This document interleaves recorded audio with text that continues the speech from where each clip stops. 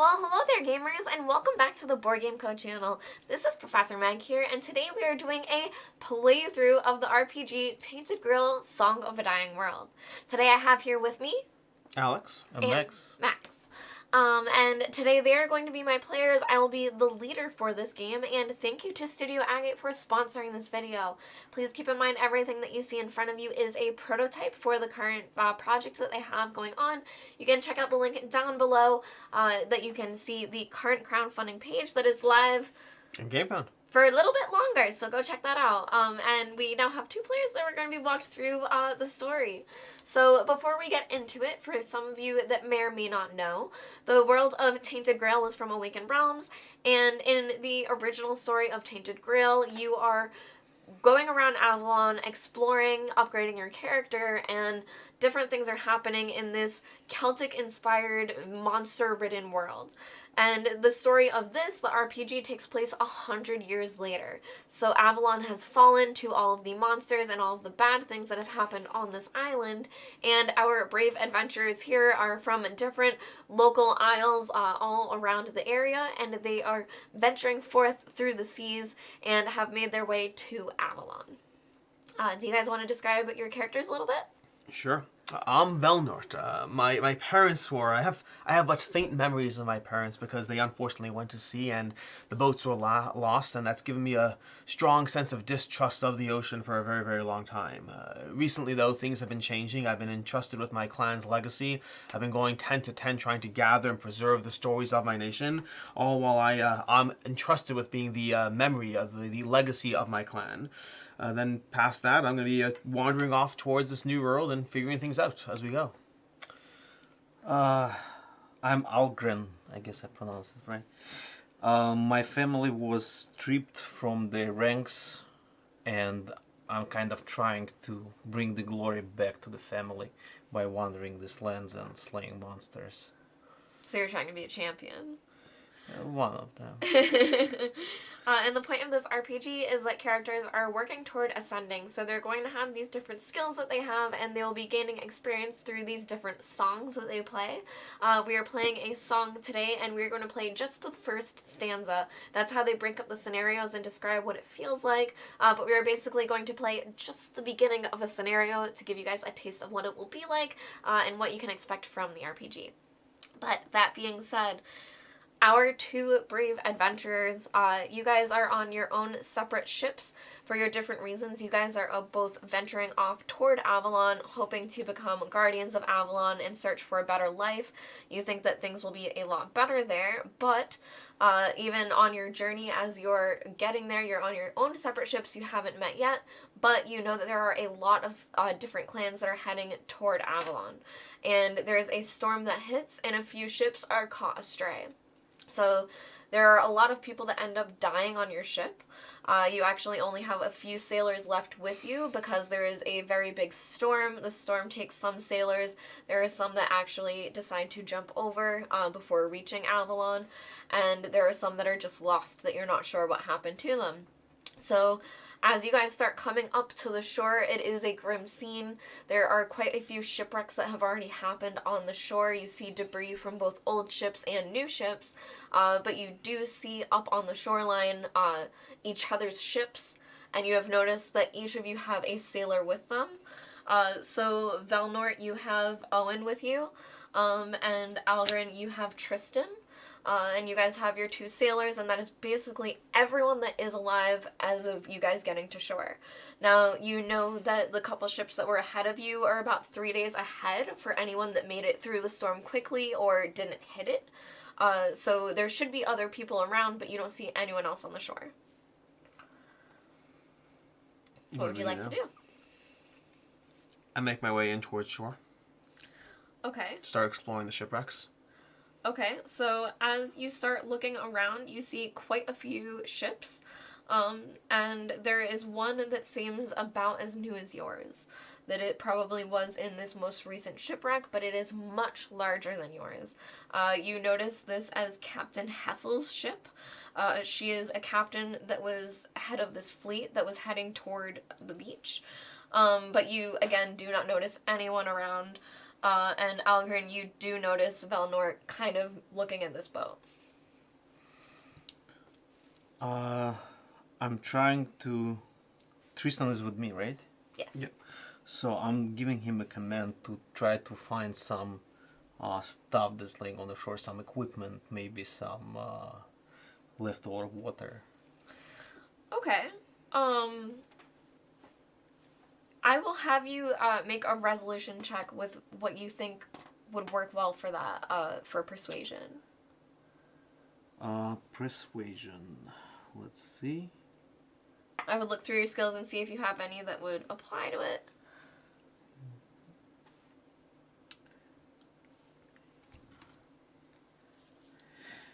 Persuasion. I don't see any. It would be anything that has conviction in parentheses. If you have anything else. If not, it would be your conviction. Yeah, I have conviction 4. You have conviction 4, and you don't have a lot of skills associated to it. Mm-hmm. Yeah, talking may not be your strong suit, but you can still try. So I would roll the d10 and add your conviction to it. Your conviction is 4.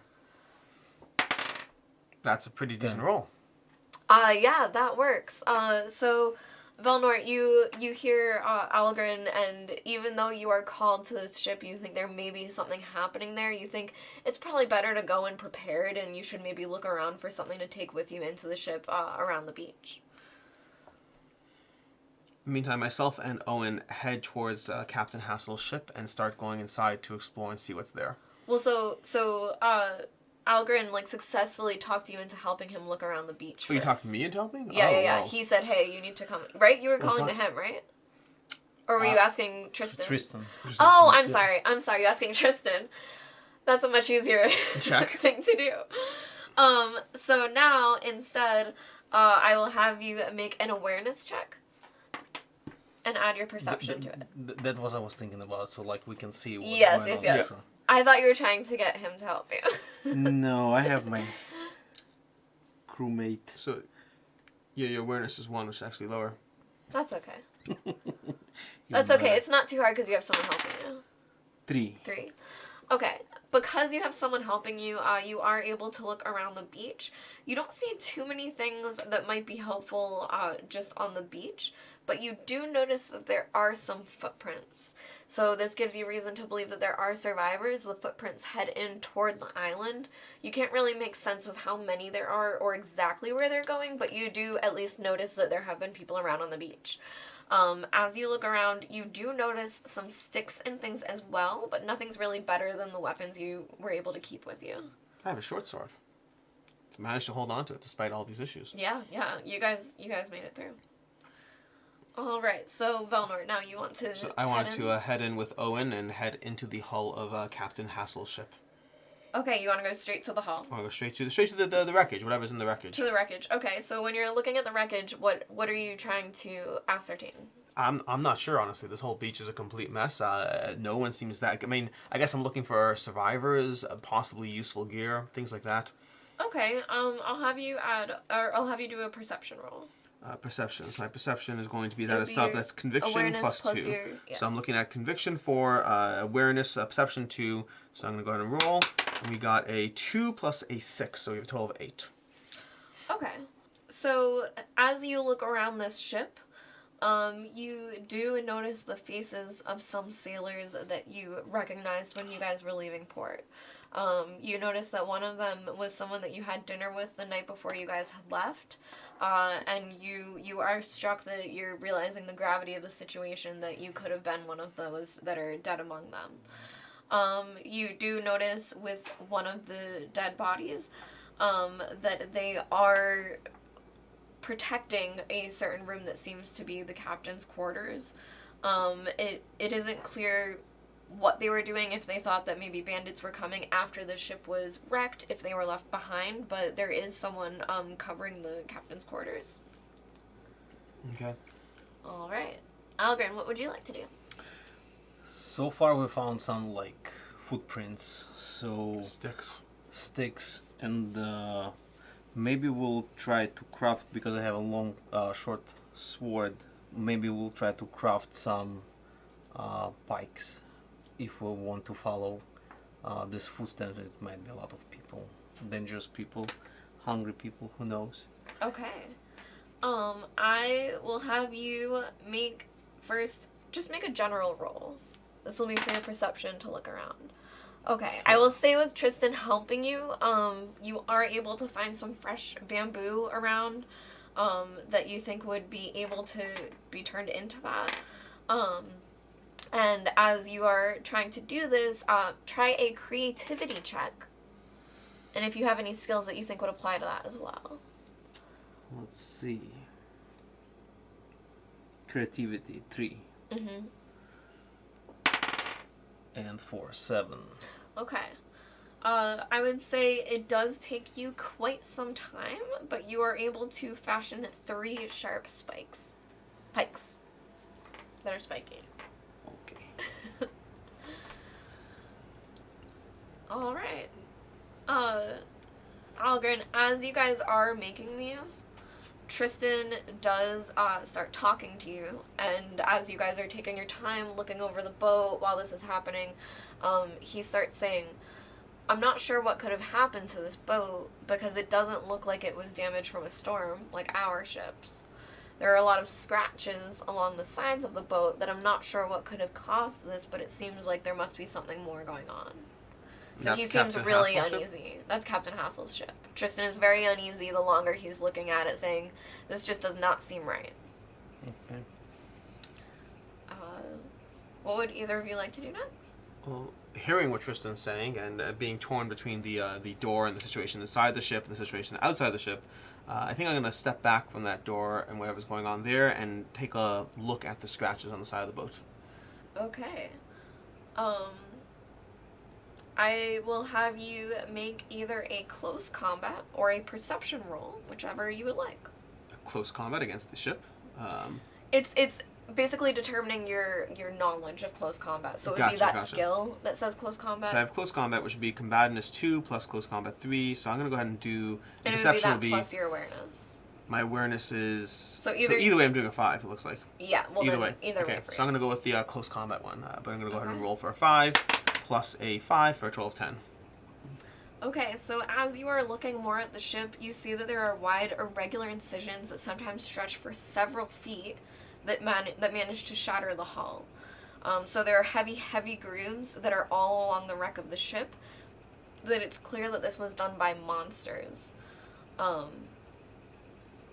now you can make a monster check. And any parent stat for that? If you have monsters, and if you I don't believe I do. General check? Then I would just do awareness. Okay.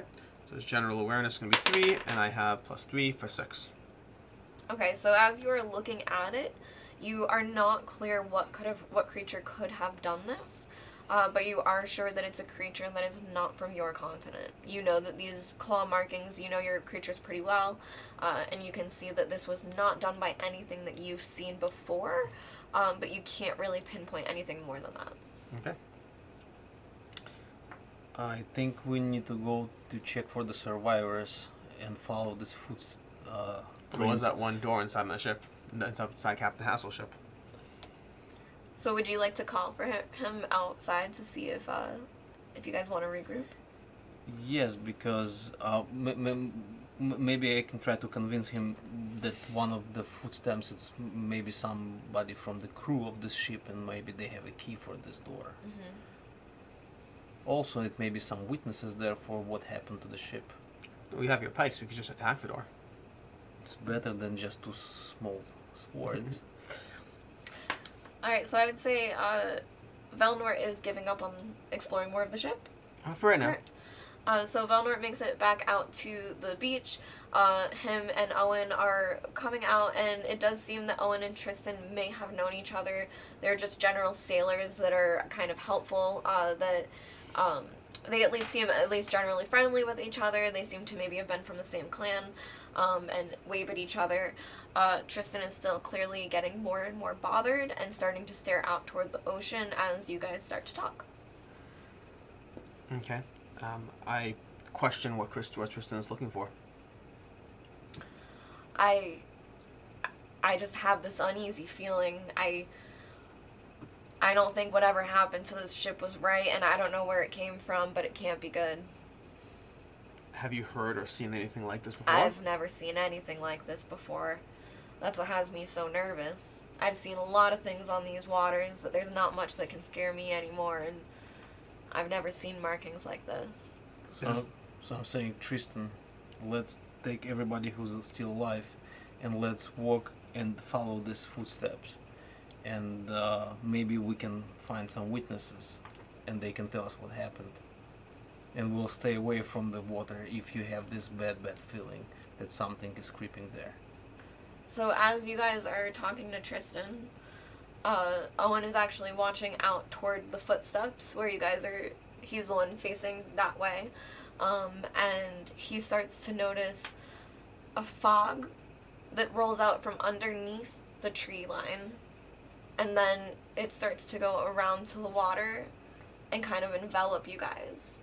So that you're kind of circled in now between the beach, and you still have one of your ships that is mostly intact. It would be Velnort's ship. So you guys are able to retreat back onto the ship, but you start to notice that as this fog touches the sand and the water, it starts to turn to this glassy substance that seems like it would shatter immediately. None of you touch it yet, but you do seem that it's moving slowly. It's not, you don't have to run or anything like that, but it's starting to scare you. I mean, I guess we'll retreat to the ship. Okay. As you retreat toward the ship, Owen and Tristan are starting to get even more nervous by this fog. So they start going ahead of you back to the ship that still seems to be okay. And as they're doing this, they're worried that if the sails are left up, then they would get ruined by all of the storms, that they need to go and take those down immediately. So they run ahead of you guys, almost leaving you alone. But as they do this, they are getting to the ship and then climbing the 2 masts immediately. I mean, I guess I'm gonna start heading towards them, see what I can do to help. Same thing. We just need to, like, the faster we roll them, the faster we're gonna have our crew members back. So as soon as they hit on the deck, they climb the masts. They're moving like expert sailors. They know exactly what they're doing, and it's clear that they know these ships. And you guys are getting up onto the deck of the ship, and you are all now kind of in that area, but you start to notice that the fog rolling in from the water is also kind of rolling in from everywhere and kind of taking over the ocean the way a fog would, that you're losing visibility around the ocean and everything around you. And as you look up, you start to notice that you can't see Owen and Tristan anymore. I call for them. I scream, Owen! Tristan! Owen! Tristan! We'll make it right down, sir! And that's the last you hear. The fog's rolling around from all sides. Is panic an option?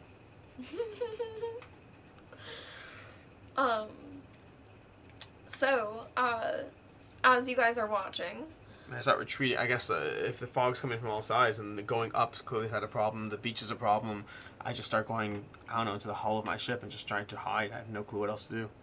Yeah. Okay, so your ships are unfortunately so small that there isn't really a hull. You at least kind of get the sense with what you can do. Staying on the deck may be best at this point. But as you guys are kind of taking a moment, unsure what to do, you start to notice Owen and Tristan are coming down now on the different masts. The sails kind of drop, and you notice that they have this very strange expression on their face. They're very upset and perturbed, and something is happening. What did you see? As they're climbing down, Tristan falls down to the ground of the deck and is immediately hurt from the fall. Hurt in what way? As this is happening, Owen, all of a sudden, his face changes and he's becoming less and less coherent and begins making these gurgling sounds. I would say to Valorant, like, I think we lost them. Tristan stands up. I think we and lost he's now them. walking over towards Velnort. We need to protect and ourselves. He seems like he's not coming toward you friendly. I mean, I tell him to stop. Stop. What are you doing? What's going on? And you tell him to stop, and as he's rushing toward you, he puts his hands on your throat and moves in to bite you. Shove him backwards. Okay, we're entering combat. Sounds like a plan. I was waiting for you to fight back. I'm like, are you just gonna let him fight you? I'm defensive. I'm all defensive. Okay. Now, to make this just a little bit easier for you guys, this is going to be very close combat, which is designed for this type of system. So this is our boat that we are fighting on. You guys can put yourselves where you think you may be on the boat, where you think you were when this was happening. And we will have, let's see, Tristan over there choking you, and we will have Owen dropped down over there. Okay. All right. We are now going to have very quick rounds where you will determine your speed. You're going to tell me what stance you would like to take, and then we're just going to start fighting. So to determine your speed, it will be a D10 plus your speed, which is going to be your very last stat at the bottom. 5. So that plus the D10. 7 plus 6, 13. I have 13 as well. 8 plus Okay. 5. You have the higher actual stat. Yes. It's 7. Okay. So then, Max, you will go first. Al? No, I have 6. 6, but still higher than mine. Yeah, either way, if that one number was higher. What would you like to do? I think I will come to help him, and I will try to get Tristan off. Okay. Well, not because the other guy is still not in full swing. Mm-hmm. So So you will have to move. what is my move? You move is 3. Your movement is That's 3, three. but we were in very close combat. But unfortunately, because of that, you'll have to take a standard stance. But in the future, you'll be able to take an offensive stance if you're in close combat with the enemies. So I'll move here, Mhm. and now I'll attack him. Okay. So my attack is 5 plus 5 plus Plus 0 because you had to move Yes. this round. plus D10. Ooh. 11. 11 will hit. All right, and Tristan is hit in the face. That's going to do quite some damage to him. It's kind of alarming because this is someone that you knew was helping you, and now they're attacking someone that you just met, that you just befriended. But as you hit him, his face is so dull and lifeless and strange. You're kind of realizing whatever happened to him up in that fog should not happen to you guys, and this must be why they're attacking. All right. Next, it is going to be Tristan, who is going to inflict 1 point of damage on Velnor. Okay. So as his hands are still on your throat and he's pushing, he is actively attacking you. Should I mark off my sanity track or? Yes, mark 1 off. Yeah. Okay. And then now you may attack. I'm going to go ahead and use my short sword and also attack. And I believe I'm already adjacent to him, so I'm in an offensive stance right now. So -2 to my defense, +2 to my offense. Mm-hmm. So that's going to be my 5, plus my combativeness is 2, so 7, plus whatever I roll, which is a 5, so 12. 12. Okay, so you are also going to hit Tristan. And you are able to break yourself free. So Okay. you hit him hard enough in his arm that you are able to completely break free of his grasp, but you still don't really wake him up from the slumber, and it seems pretty clear now that he isn't Tristan anymore. After that, Owen is going to take his attack. So he is going to attack Aldrin. And he is going to completely miss. So he is watching all of this going on, and you can see his face starting to slowly change a bit slower than whatever happened to Tristan, but he's now starting to move a little bit faster that you can notice he's winding up to attack soon.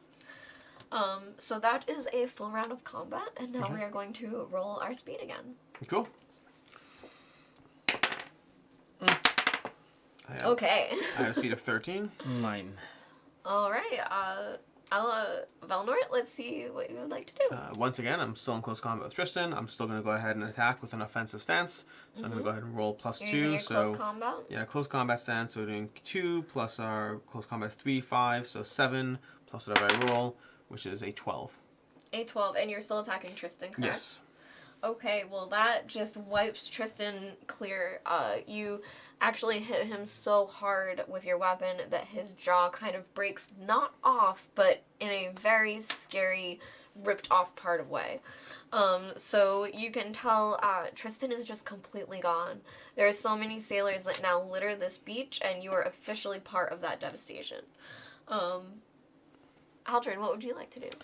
I think we need to stop this guy before he comes to us. So I want to throw one of the sharp pikes that we made. Okay.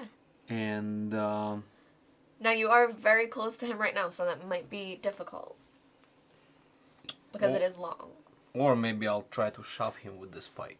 Okay. So he cannot get to Keep us him at because bay. it's longer. Okay. So Valor can finish him. Meanwhile, I'll hold him. So 10. Okay, well that is a critical. Crit. So that would be a 10. But if you don't mind adding it up for me. It's another 10. And Yeah. then yes. And, so you're so strong. And 3 for the sharp. Right. So, that just impales Owen. You take a look right at him, and after seeing everything that's going on, you decide the best thing to do is to just clearly take out the threat as quickly as possible, and you have no time to try to see if there's any way that you could save him. So you just take this pike and you insert it directly under his ribcage and just push up until you see it come out his mouth. And then you finally release and think that you've done enough. And as the two of you look around at your two companions that spent the past journey with you across the seas, they were the ones that made it with you across this entire journey of sickness. You guys were the last two of each of your boats. You are now completely alone, but you have each other. Something at least. Mm-hmm.